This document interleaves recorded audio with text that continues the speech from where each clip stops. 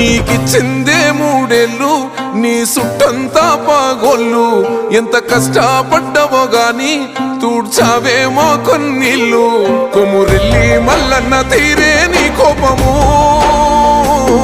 కొట్లాడినవే అసెంబ్లీలో మా కోసము మళ్ళీ నీ గెలుపు కోసం దుబ్బక మొత్తం ఒక్కటై వస్తున్నమే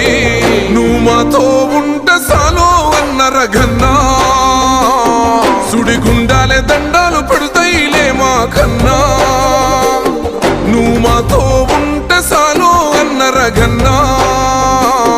నిన్ను మించి నోడే లేడే దుబ్బాక కన్నా